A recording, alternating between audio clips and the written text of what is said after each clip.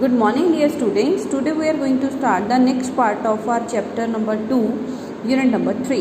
Now today's topic is the angle of repose or angle of sliding. Angle of repose क्या होता है? It is the minimum angle of inclination.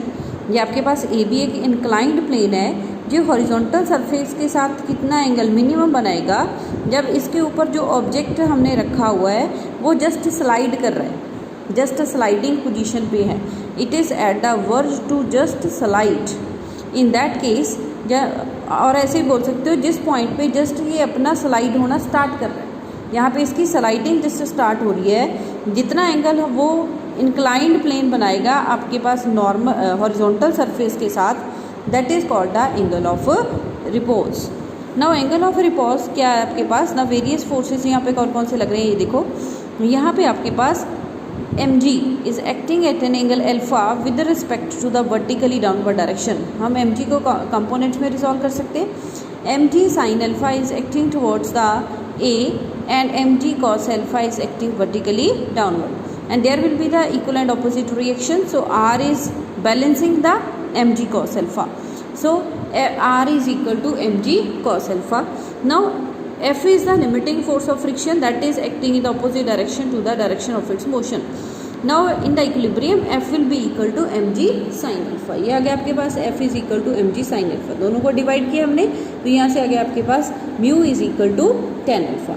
हमने last lecture में पढ़ा था mu का किसके इक्वल होता है, tan थीटा के इक्वल भी होता है. वेयर थीटा क्या था आपके पास, एंगल ऑफ फ्रिक्शन. तो यहाँ से हम ऐसे क्या बोल सकते हैं कि tan alpha will be equal to tan theta.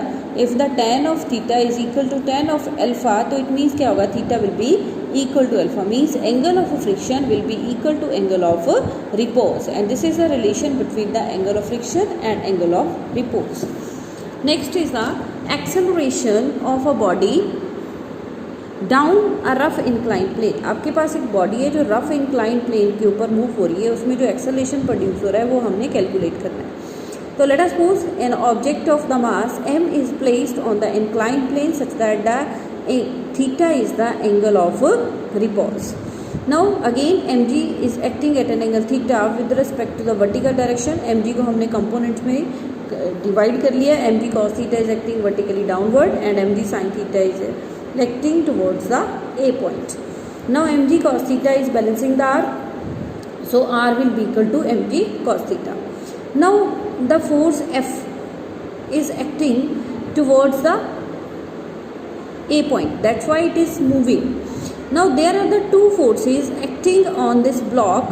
One is the F frictional force and second one is the mg sin theta. जो आपका ब्लॉक है वो mg sin theta की डायरेक्शन में मूव हो रहा है. इट मीन्स जो mg sin theta है उसकी वैल्यू ग्रेटर होगी एज कम्पेयर टू F. इन दोनों का अगर हम रिजल्टेंट निकालेंगे तो वो क्या आएगा, mg sin theta minus F, and that is the net force acting on this object. Now if A is the acceleration of this object, then F will be equal to mass into acceleration. तो यहाँ से क्या आ जाएगा आपके पास mg sin theta, F को हमने put कर दिया mu into r, where mu is the coefficient of friction. Values put की, वैल्यूज पुट करने के बाद m आपके पास कैंसिल हो रहा है यहाँ से.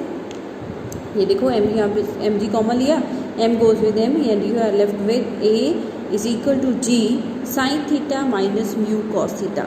तो ये देखो जो a की वैल्यू है g से क्या आ रही है, कम आ रही है. तो जो एक्सेलरेशन होगा वो बॉडी का down the inclined plane is always less than the acceleration due to gravity. अगर यही ऑब्जेक्ट आपके पास ऊपर को मूव हो रहा होगा, अगर ऊपर को मूव होगा तो यहाँ से साइन आएगा पॉजिटिव, और आंसर क्या आएगा आपके पास mg sin theta plus mu cos theta. तो इस केस में क्या होगा आपके पास g की वैल्यू, सॉरी एक्सेलरेशन की वैल्यू क्या होगी, greater as compare to the g. So this is the today's lecture. In the next lecture we will start from here. Thank you.